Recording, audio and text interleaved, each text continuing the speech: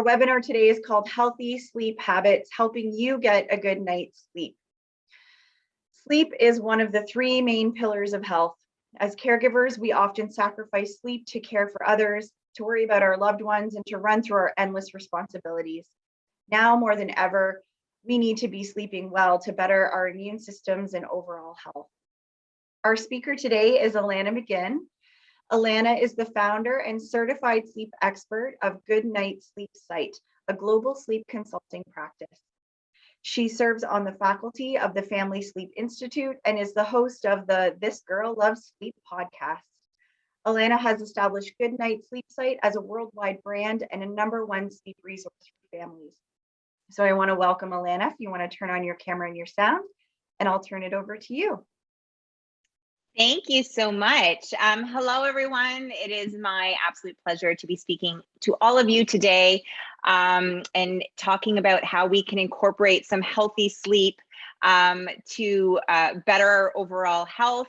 And I'm going to be sharing some really easy, tangible sleep habits, lifestyle habits that we can incorporate, not just at night, but throughout the day, in the morning as well, that you can start applying as soon as tonight. My goal in this presentation is that at the end of this presentation, you are able to put a sleep plan together for your specific sleep needs, much like you would put together a workout plan, a nutritional plan, that you can slowly start working through and slowly start adapting certain things in your life to help you sleep better. So let's get started. And there will be questions at the end. There will be time at the end of our presentation for anyone who has any questions. So the first thing that I always like to talk about is, why do we need to sleep? What happens when we're sleeping? And what's interesting is that there is still so much research and so many studies that are being done on what exactly happens when we're sleeping. I often kind of compare it to the universe, how it's so vast and we still don't know everything that's involved in it. Sleep is the same thing. It might seem like a really simple subject, one that's really easy to study, but there's still so much new information that's coming to us on how sleep can benefit us. What we do know about sleep is that it is one of the three pillars of health. We do know that we do need healthy sleep in order to obtain optimal overall health and wellness. We know that when we are sleeping, our body is able to repair itself from the day we've had. It's able to restore energy. Often if we think of our brain as that, I always say, think of your brain as that sponge or as that filing cabinet. And when we're sleeping, we're able to file away all of our memories, all of our learnings that we've had for that day. We're also able to prepare that sponge for the next day, for everything new that we'll be learning and bringing into our life. But we're also able to cement in everything that we've learned throughout the day. We know that while we are sleeping, there is so much, not only just for our energy levels and how we feel day to day, but there is so much that's going on inside of us that betters us overall for overall health. So sleep is definitely an important factor to add in if you are working on bettering your overall health and well-being. So like I mentioned, if we look at the three pillars of health, we are looking at exercise, at nutrition, and at sleep. And often what happens is we do put so much focus on physical activity, which is amazing. We should be doing that, and proper nutritional intake. But we don't tend to value sleep in the same way. I will say in the past 5 years, I have seen an increase in terms of studies being done, in terms of how media speaks about sleep, in terms of how individuals are really starting to focus and recognizing their own sleep health. I think that has a lot to do with things like fitness trackers and Fitbits and Apple Watches and things like that that are monitoring our sleep. People are putting more focus on their sleep health and really kind of valuing that pillar of health in the same way that we do exercise and nutrition.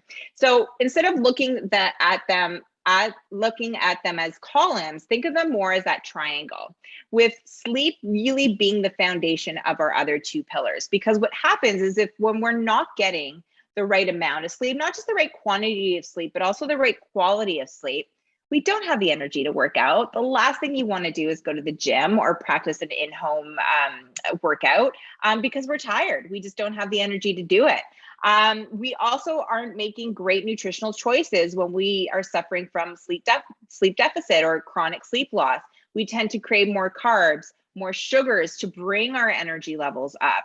Our body isn't able to metabolize our food as well. It's not able to digest our food as well. So if we're really focusing on the other two pillars, which people tend to do more than sleep, we have to put a focus on sleep for sure.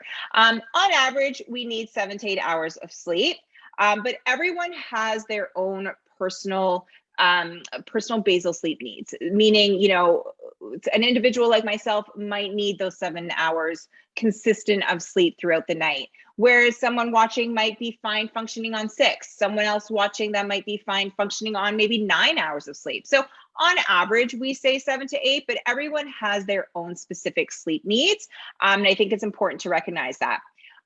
Many people will say I function fine on 4 to 5 hours of sleep. I am here to say that you might feel like you do, like you function fine, because that's what your body's used to getting, but you likely probably need more than that. When we see chronic sleep loss, when we see someone who has been struggling with sleep long terms, we do see an increased risk of perhaps future health issues, things like cardiovascular issues, stroke, obesity, diabetes, weight gain, and just how we feel day to day, you know, what our quality of life is like day to day when we are feeling that lack of energy and feeling that exhaustion.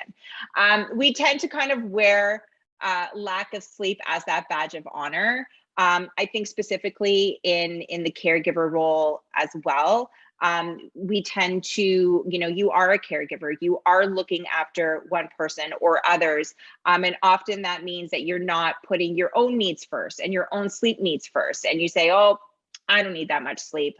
I'm fine. I can function on 4. And again, we wear that as that badge of honor. But what I'd like to see is that turn around a little bit. And I'll talk more about that in the presentation. And if we can kind of turn around that mindset of we need to put ourselves first as well. And we need to start wearing that badge of honor as I got my 7 to 8 hours of sleep and I'm going to do it again tonight. So we'll talk about that mindset shift throughout this presentation. We are definitely seeing a rise of sleep issues in women. And I was speaking to the gang earlier and saying that I was putting together a women's sleep program, specific sleep women program, but in putting together this presentation for caregivers and being in kind of a caregiver generation like myself and people that I'm surrounded by, we're actually putting together a sleep program specifically for women and caregivers that will be launching in the fall. So you can find out more information about that on our website, goodnightsleepsite.com. But we are seeing a rise of sleep issues in women. The National Center for Health Statistics in 2017, women aged 40 to 59 aren't getting enough sleep. Stats Canada in 2017, 55% of women claim to have difficulty falling asleep and staying asleep. We do go through those hormonal shifts throughout the month, whether it's because it is, you know, premenopausal or menopausal. It can be when we have those hormonal shifts in our bodies. There are different certain periods throughout the month where we're not sleeping well. Women tend to have more issues quieting their mind. That can have a huge impact in how we sleep. There was a study that came out about 2 years ago that said that on average, women need 20 more minutes of sleep than men. And this isn't to bash any men that might be on here right now. But the reason why that is we tend to, I kind of explain as we tend to have more tabs open in our brain. We multitask a lot more. And while that can be good throughout the day, when we are going about our day and being the amazing caregivers that we want to be, it can be detrimental to our sleep because we have difficulty closing those tabs at night and quieting our minds at night, which allows us to sleep better. When we see loss of sleep, some of the effects of that could be increased anger, hostility. We see an increase in depression, and mostly in women and not men. So this comes back to what I was saying before, where the first thing that we need to kind of incorporate into our sleep plan is we need to recognize that we need to make time to better our overall health. And that needs to include to bettering our sleep. You do an amazing job as caregivers, and you do an amazing job as putting like I said, maybe one person or multiple people first throughout the day. But we can't discount our own physical, emotional, and mental health because of that. Because at the end of the day, if you aren't thriving with the best, with your best overall health in terms of physical, mental, emotional health, you're not going to be able to be the best caregiver that you can be. We need to put focus on making the time to put you first, and it's okay to do that. So first thing is attending this seminar, this webinar like you guys are doing. So you're recognizing that you're tired. You're recognizing that you're not sleeping well. You understand, how your overall health is being impacted by that loss of sleep. You're educating yourself by attending this webinar to learn those steps and practices that you need to.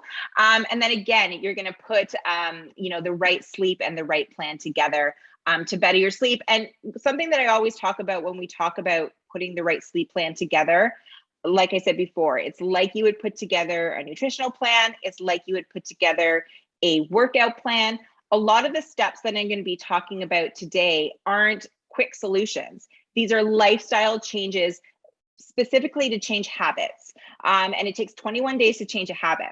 So when we put our sleep plan together, some of us expect overall overnight results. If I remove tech, I'll sleep better that night and my sleep problems will be gone. But it's unfortunately, when we put an exercise plan together, we can't just go to the gym, like I said, unfortunately, and get the body that we want. And we can't just, use the right nutritional plan and we see the results the next day. We have to slowly chip away at that plan and be really consistent with it. And it's the same for a sleep plan. So whatever plan you create, if you take any of the information with you today at the end of this webinar, please just have patience.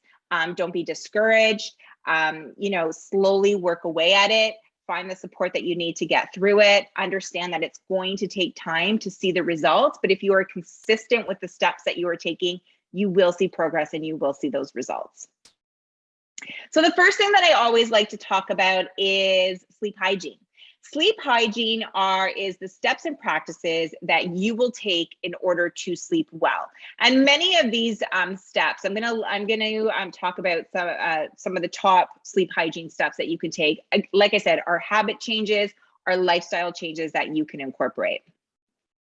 So one is just following consistent sleep patterns. I know that this might be difficult if you have someone that you're taking care of throughout the night, if you're having to get up and give medication, if you're having to wait a certain time at bedtime to give that medication or to care for that individual.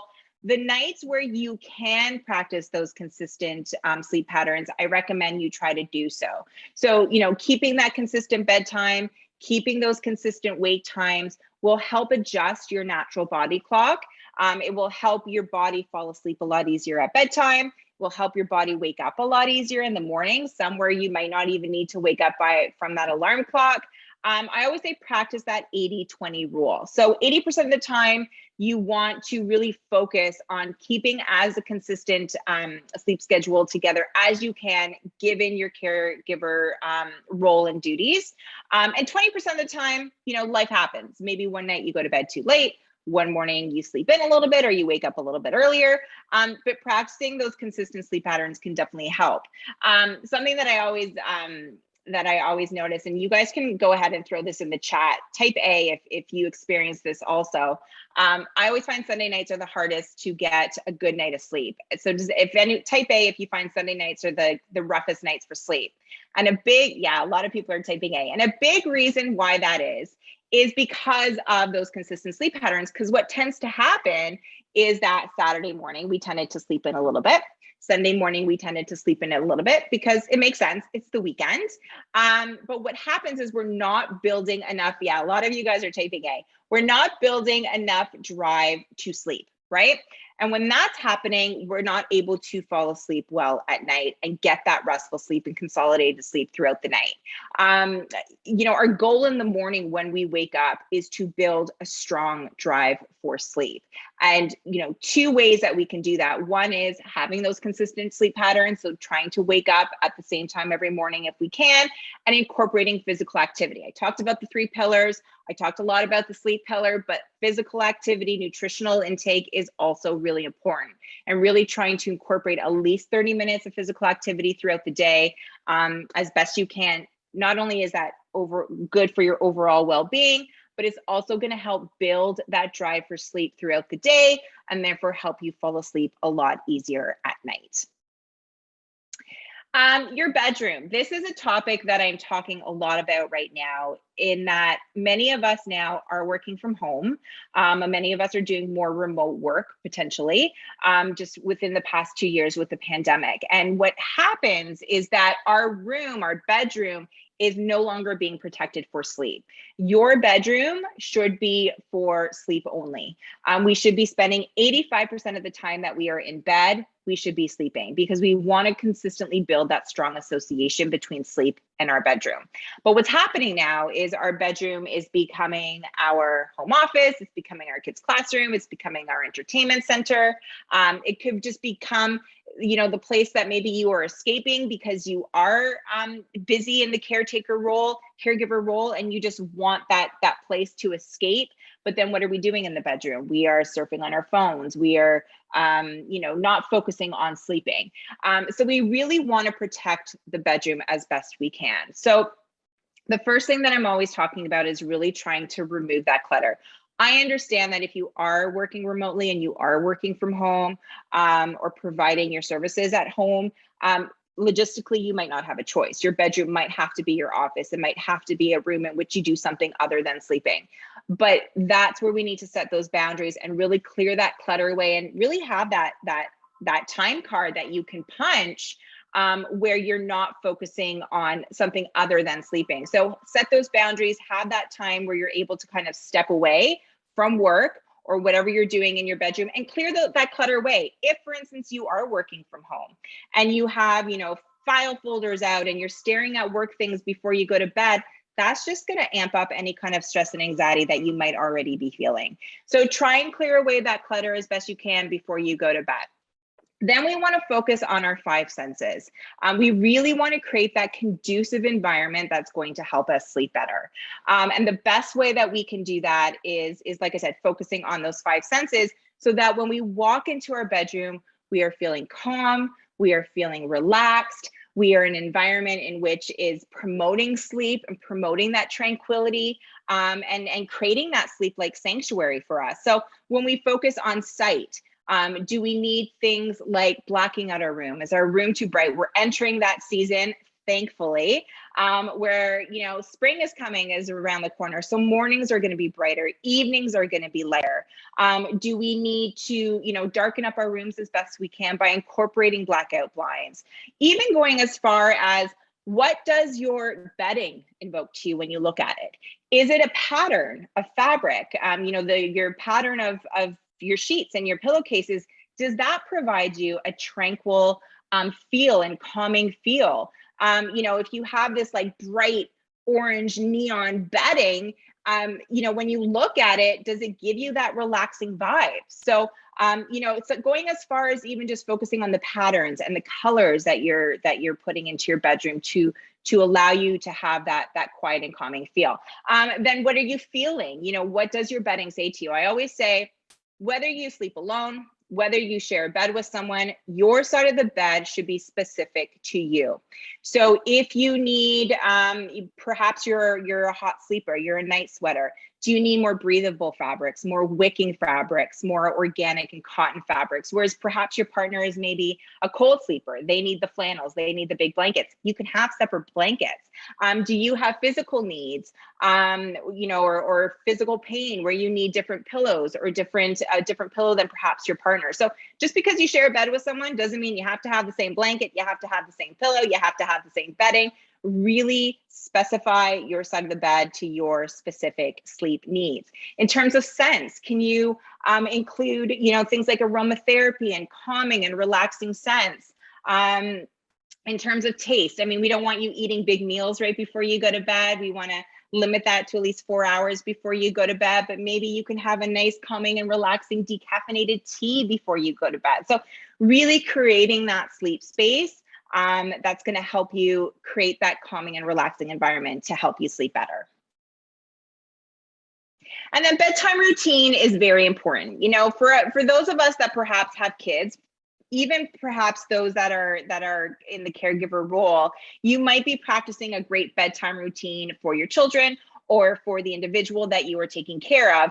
But then we don't tend to do the same for ourselves. And it's really hard to go from 0 to 100, from 100 to 0. So we want to make sure that we're practicing what I call the slow down cycle and incorporate that into your bedtime routine. And really, this is just taking an hour before you go to bed, breaking it up into 3 20-minute increments to allow you to have that wind down time and allow your body to prepare you to go to sleep. So for the first 20 minutes, this is where we prepare for the next day.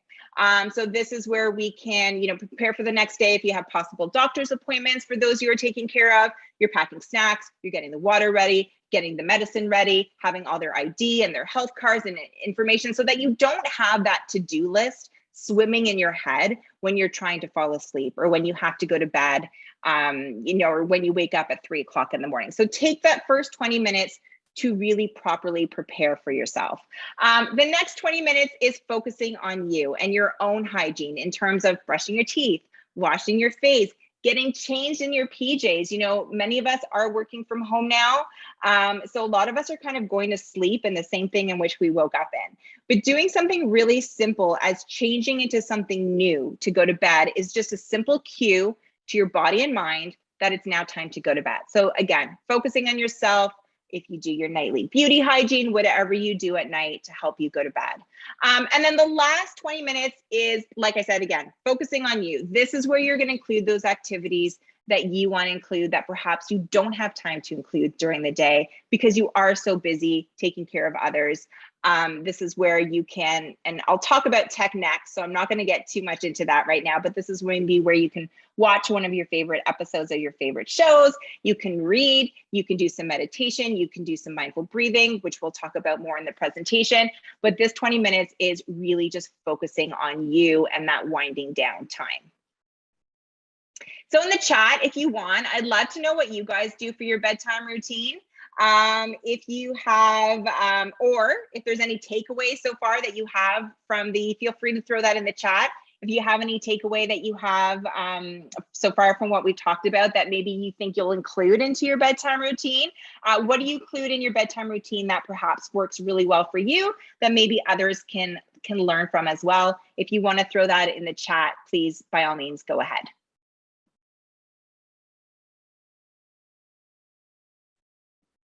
Okay, so let's talk about tech. The old Alanna, I always say, would normally recommend removing tech completely from the bedroom. And the reason why that is because we are such a sleep deprived society. I believe that tech is probably the #1 sleep buster in our bedroom. We are constantly in front of bright screens. We are constantly connected to the outside world.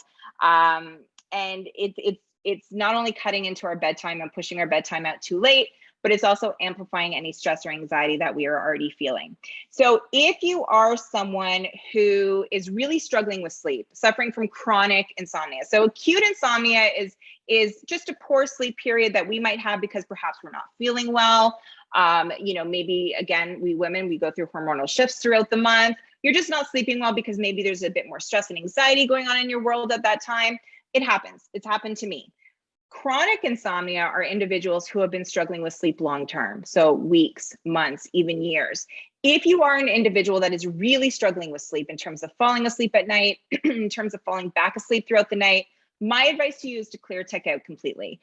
We have a docking station in my kitchen at home. We plug in all of our devices. My daughter as well, my eldest daughter, she is in the tech world now. We plug in everything. We keep tech completely out of the bedrooms. If you are someone who you recognize that you have some sleep issues, you want to perhaps work on some things, but things aren't as bad, this is where we just want to set boundaries on tech. So maybe remove some tech from the bedroom, but also set boundaries on what you're allowing into your nighttime routine. I understand the the joys of those nighttime hours, especially given what you are doing. You are likely caring for someone throughout the day, perhaps into the evening hours as well. But there is a point where they do go to bed and suddenly you have those evening hours to yourself, and it's heaven. It's gold. It's that time where finally now you can focus on yourself. And I don't want to be the one telling you, no, you can't watch TV. You can't watch your show. You can't get connected with a friend through text. You can't surf social media because you don't have time to do that throughout the day. That's not what I'm saying, but set boundaries on what you're doing. So sure, if you want to watch an episode before you go to sleep, watch one episode, not the entire season, right? If you want to get caught up with a friend who makes you feel good, who you think is the person that you can connect with at that time, that's going to bring positivity into your world, connect with that friend. We know the social media accounts that don't make us feel very good. Stay away from those before we go to sleep. You know, focus on the ones that maybe make you feel okay. News. I mean, news nowadays, nothing good is coming out of the news, right? So, you know, if news is triggering for you, if you feel like you are more sensitive to news headlines, probably don't check in with the nightly news right before you go to bed. So understand your needs, understand your limitations, and set boundaries with your tech around that. But at the end of the day, if you're really wanting to put in the work, then we really want to make sure that we are removing tech completely out of the bedroom if you really feel like you need to. Now, in saying that, there's a lot of great tech that can work for you. And if you are going to include tech into your nighttime routine, there are things that you can do. Like, for instance, you can install Flux. So it's FLU.X on your laptops. That's going to remove that blue light emission. That is what kind of suppresses, it doesn't allow our melatonin to release. It suppresses our melatonin, which we want to release before we go to bed. This is our natural sleep hormone. So that's why we want to stay away from those bright screens. But there's things like Flux, there's things like blue blocking glasses that kind of, again, remove those blue light and that white light emissions that doesn't allow your melatonin to suppress.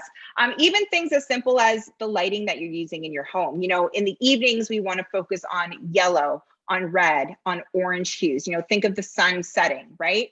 In the morning, we want the bright lights. We want the blue, the white lights. Everything's LED now. So we have to focus on what hues we're allowing in the morning. In the morning, we want to suppress that melatonin. We want to get our energy up. We want to get that cortisol released. So focusing on the different hues of lighting at night. And then if you haven't already, and if you feel like it can work, you know, consider incorporating remote monitoring. So if you are caring for someone overnight, throughout the night, something as simple as a monitor, whether it be just audio or video, that allows you to check in on that individual without having to get out of bed and disrupt your sleep too much. So here's a question that I ask, and I'd love you guys to throw this in the chat box. True or false? If you can't sleep, should you stay in bed and keep trying to sleep? False. I'm getting lots of falses, lots of no's. Monitor during the day is good too when running errands. Absolutely. One true, a couple trues. Okay, so the answer is no, get up. Very good. The answer is false. So you're right. No, you can get up.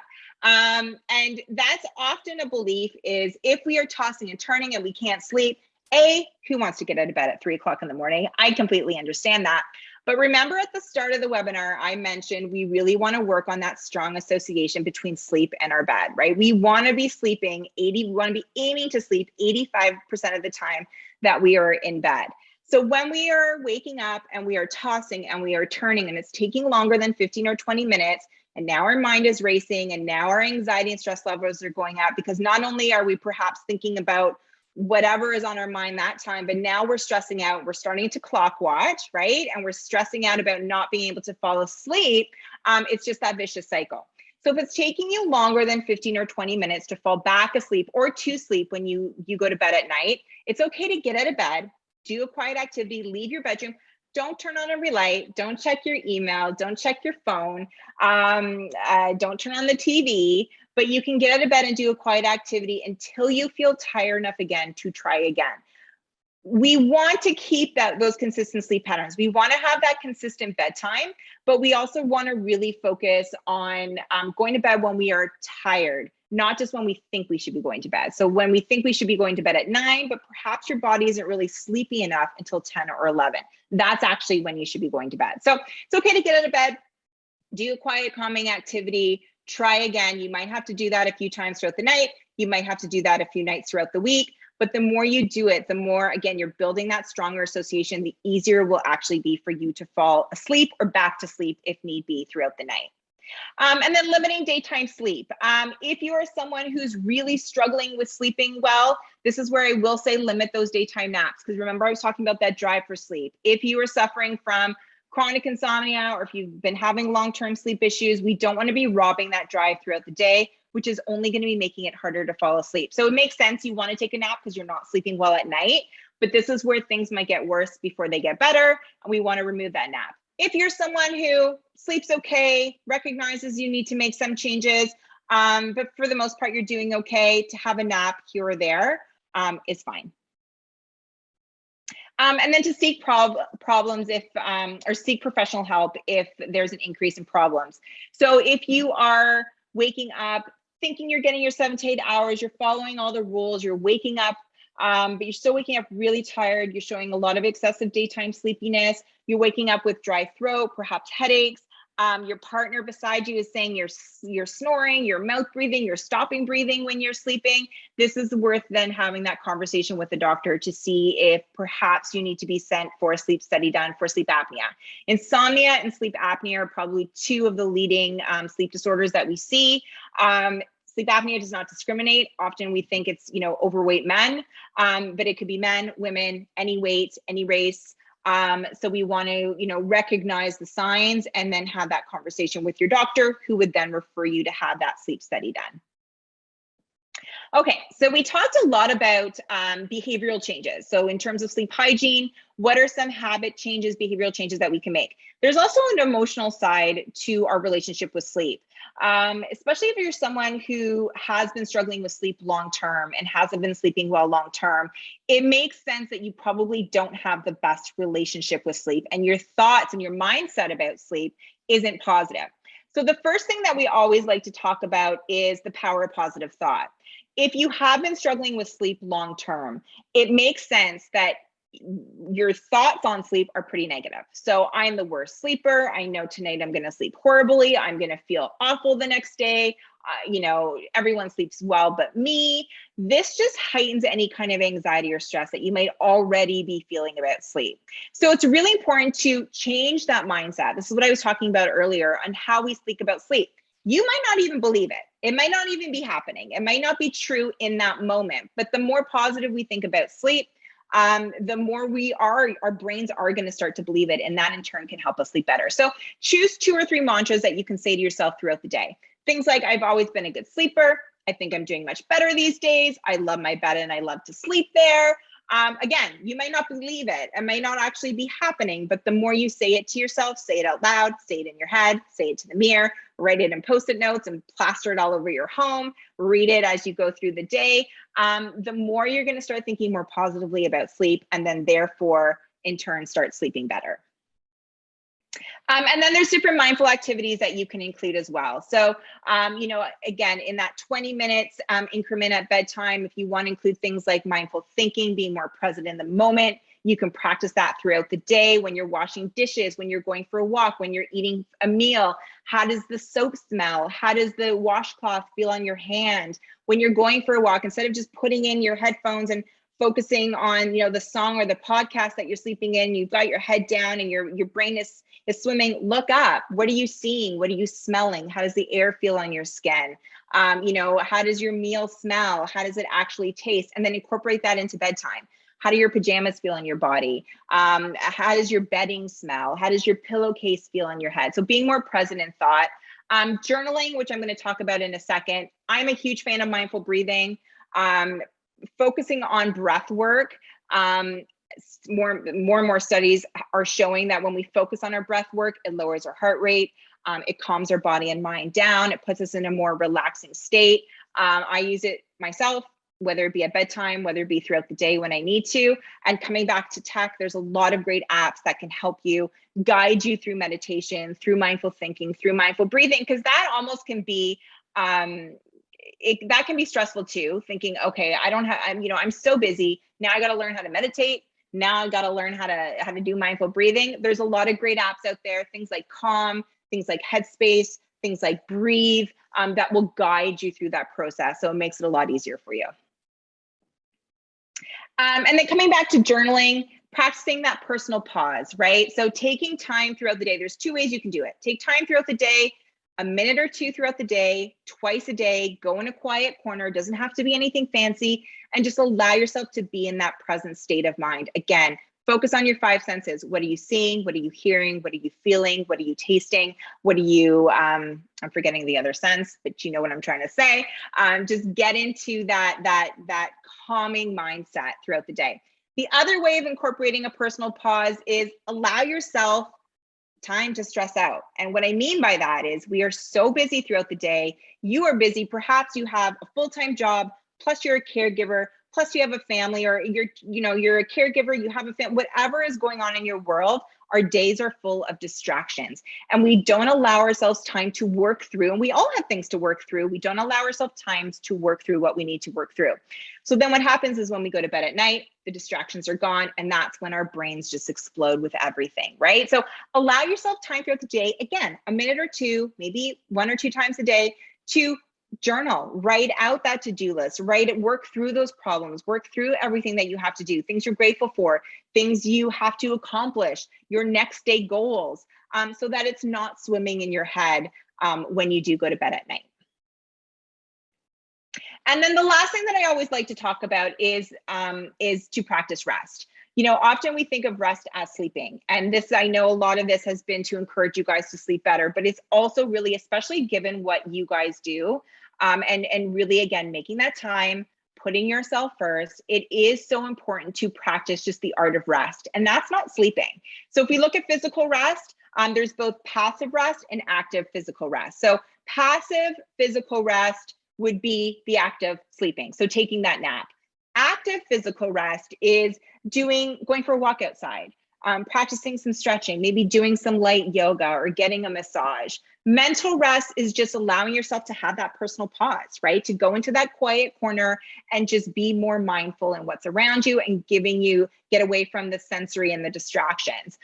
Emotional rest, this is for our people pleasers. We all have them. I think as a caregiver, we are natural people pleasers. We want to please everybody. We tend to say yes when we should say no. So it's really the art of setting those boundaries and understanding that it's okay to say no. You don't have to say yes to everybody. I struggle with that too sometimes. Social rest, this is really just making sure that we are auditing the people in our life if we need to. So allowing in that positivity and removing those toxic relationships, and not just in person. This is also for social media. I've never blocked, muted, and unfollowed more than I have in the past 2 years. So family or friends, you have to, your feed should be one that makes you feel good, not one that amplifies stress and anxiety. And then spiritual rest could be the act of prayer, but it also could be volunteering in your community, really just taking time to do something that you are passionate about. You can see behind me, I've got all these plants. We were talking about this at the beginning of the webinar. Plants used to come to my house to die. But in the past year, I've really grown into a plant mom and have loved my plants. And this is my spiritual rest. It's where I have 3 kids. I have a busy practice. I have a husband that I got to pay attention to every now and then. My plants are just my time for just me, whether it's just checking in on them, replanting them, repotting them. So choose something that's just going to allow you that time. And that's the end. So I would love to open it up for questions. Thank you so much, Alanna. This was wonderful. We so appreciate your time and sharing all of these wonderful tips and tricks and reminders for some resources to help people get a better night's sleep. So thank you so much. And we do have some time for questions from our audience. Our chat box has been busy. Lots of things coming in, questions and comments from folks. So I'm going to try to group some of them because I think there's some that have different themes related to them. And one of the things that's come in, and maybe I'll share this specifically, any suggestions for caregivers who are providing 24-hour care for people or who have like frequent care needs, so multiple times within an hour, who don't have the necessary supports at home. And I might extend that to, there are some caregivers that do shift work not necessarily for their professions, but as a caregiver themselves. So I'm wondering if you can maybe speak a little to some of the tips and tricks for people that can't avoid that regular Yeah. sleep or have interrupted sleep cycles. Yeah. And, when I talk about sleep patterns, I do keep in mind, that I am talking to individuals who likely don't have that choice, who are up throughout the night. I know there was somebody who had mentioned she was up with her husband throughout the night. This is where you need to, like I said, you can only do what you can do.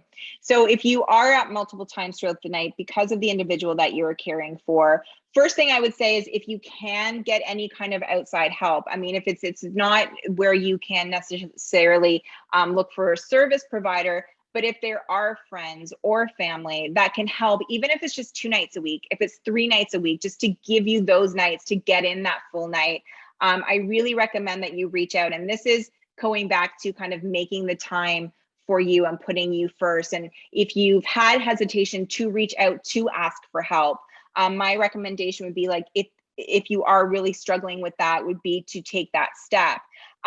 Often I talk to the shift work community is one that is growing rapidly. I talk to a lot of shift work organizations.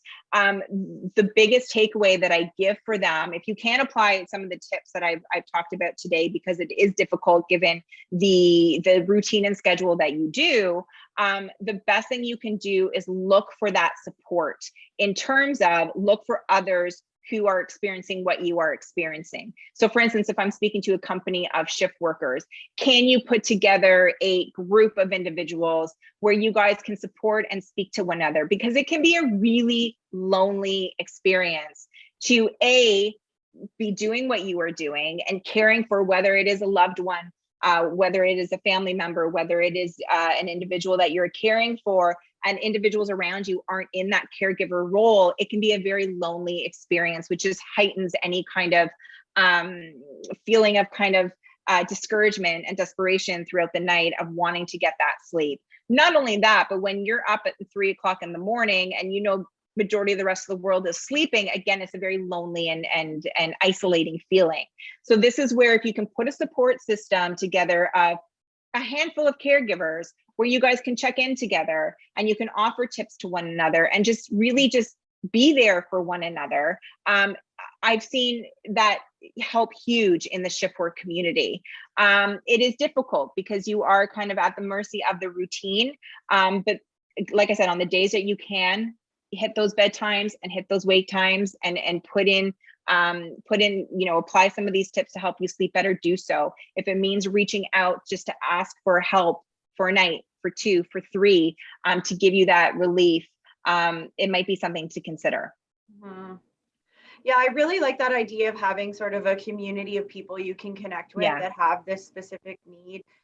For folks that maybe aren't familiar with the work that we do at OCO, we do have a helpline that people can call if they are looking to explore options in their community for additional home care supports or different things that might help alleviate some of that scheduling. Of course, we know as caregivers, there aren't always perfect solutions, but that's one thing to explore. And of course, we do have peer support options through our online support groups and our one-to-one peer support program. So there may be some support that caregivers can find there as well to kind of talk about, how sleep is so disruptive or it's not happening for them or they do feel really alone.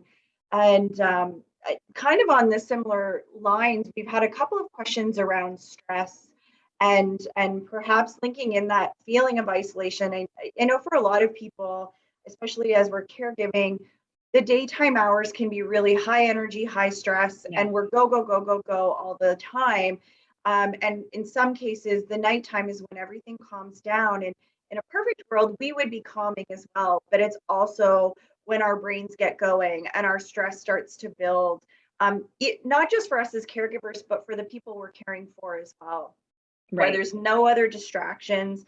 And I'm wondering if you have some strategies for folks who are experiencing heightened stress or heightened anxiety that comes out during those more quiet hours. Someone's mentioned it's hard not to Google or watch TV or text at night, as presumably as a distraction from those worries. And I'm wondering if there's some strategies you can share around that. Yeah, absolutely. And I mean, that is when it happens, it is at night. That's what I was saying before, when the distractions are gone of our busy days. And now all of a sudden, every worrisome thought, every to-do list, floods our mind. And it can be really hard to turn that off. So this is where you need to start, applying that, creating that plan and putting those steps together and really committing to it. So I think someone had said, it's hard not to Google and it's hard not to watch TV at night. So perhaps that's something to include in the plan. I'm not going to Google. I gave up Googling. I gave up Dr. Google about 2 years ago. I took every doctor show off my, back there, it was the DVR days. I don't watch any of that stuff because my biggest issue is health anxiety. So I recognized what my triggers were and I removed them. And it didn't happen overnight. It was really hard. And there's a lot of great shows that come out that I want to start watching, but I know it's going to trigger me. So I stay away from that. So it's coming back to really setting those boundaries. That's a great start. So if you can set boundaries, know what your triggers are, know what amplifies that stress and anxiety, what can you do to change that? The next step is what can you incorporate, not just at night, but throughout the day, to help alleviate some of that stress and anxiety. Often we talk about meditation and we talk about mindful thinking and we talk about mindful breathing, but that's not for everybody. There could be some people I know, for instance, it's not for me. My meditation are daily walks. It is something that I do every single day that I can, weather permitting and work permitting. I've been doing it since I was a teenager. To me, that is my meditation. That is where I'm able to organize my thoughts. I'm able to clear my mind a little bit. So if that's something that perhaps could help you, maybe that's something that you do at night. We don't want to do vigorous exercise at night, but you can go for an evening stroll. That could be a way to kind of decompress your day or again, organize your thoughts of that day. But for some people, it could be cooking. If your meditation maybe is cooking a great meal, it's maybe sitting down and knitting or reading a book or doing something more creative. So find out what your own personal meditation doesn't just mean, the act of sitting cross-legged and practicing that kind of meditation. It's whatever allows you to kind of remove those distractions, decompress your thoughts, and give you that more mindful moment. Mm-hmm. I try to keep alternatives nearby as well. So things like crossword puzzles or little word searches or things that don't put me in front of a screen, a book, a magazine, something like you said earlier that's lighthearted and is not necessarily a reminder of your stressors, but something that keeps me away from technology. And I find if it's close at hand, then it's a lot easier to pick up instead of having to think about what I should be doing. It's already readily available. And that's you taking that step, right? Like you committed to that. You know what your trigger is, so you come up with a plan that suits you better, and that's what you have to do. Mm-hmm, definitely. Somebody just made a comment now around caffeine and alcohol, and we didn't really talk too much about that. I'm wondering if you have some thoughts around, caffeine for most of us is our lifeline and what keeps us going. And sometimes alcohol is how we cope with some challenging situations. So I'm wondering if you have thoughts on that regarding sleep. So if in terms of caffeine, it really depends on how sensitive you are to caffeine, and how sensitive you are. I can't have, past noon, I can't have a cup of coffee because I just know that, as much as I would love to, I know that I won't sleep well if I have that. So I have a cup in the morning, maybe I fit another one in if I can, but then that's my limit. So again, it's me knowing what my needs are and really setting boundaries around that.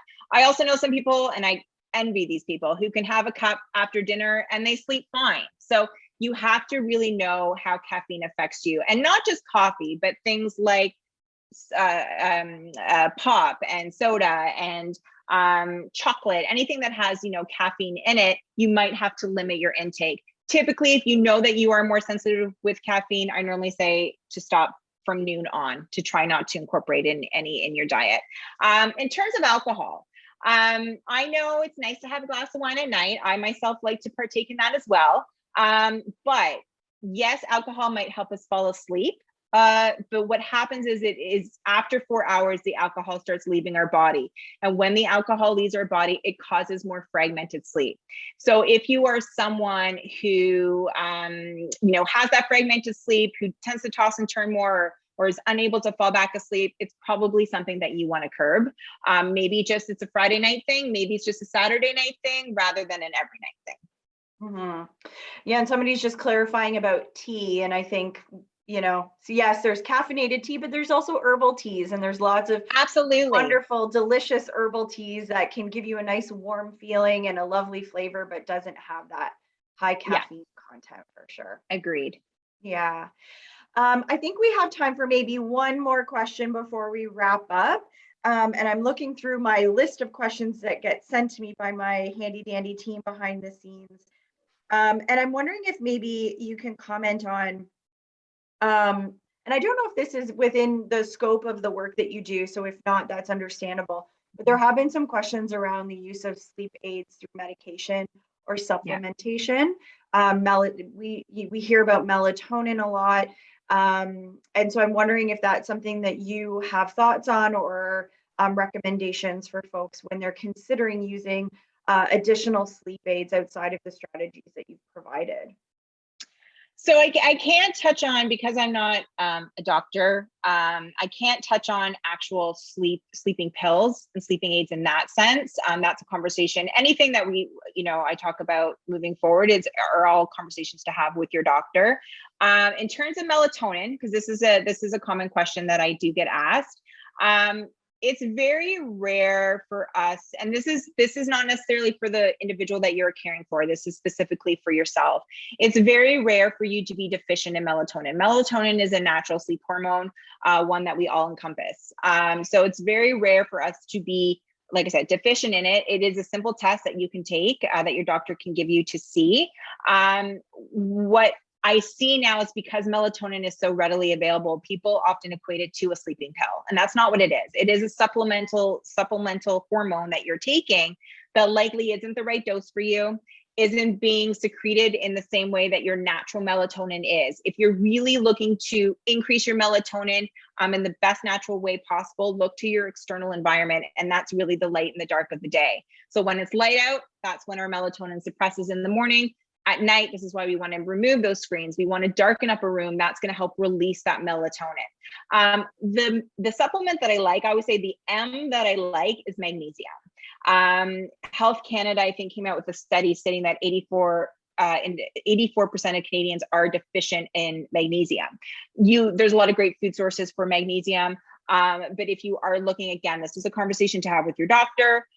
Or your naturopath. It could be a supplement that you include. Magnesium tends to calm the body down, reduces anxiety. So it can definitely help you sleep better. So I would recommend more magnesium than melatonin, but at the end of the day, that's a conversation to have with your doctor. Yeah, no, thank you for that. And yes, if there are folks on the call that are wondering about additional sleep aids through medication or supplementation, definitely reach out to your doctors. And absolutely. Start those conversations, and they may have some strategies and tips for you as That's well. right. And they can provide the right dose, the right, it's not something that should be just taken or borrowed from someone else. Yeah, absolutely. Absolutely. We might have the best of intentions from our friends and family, but we always need to consult with the experts. That's right. In the field. That's right. Well, we are at the end of our time. So I do want to again thank you, Alanna, so much for your time today and all of your knowledge and experience.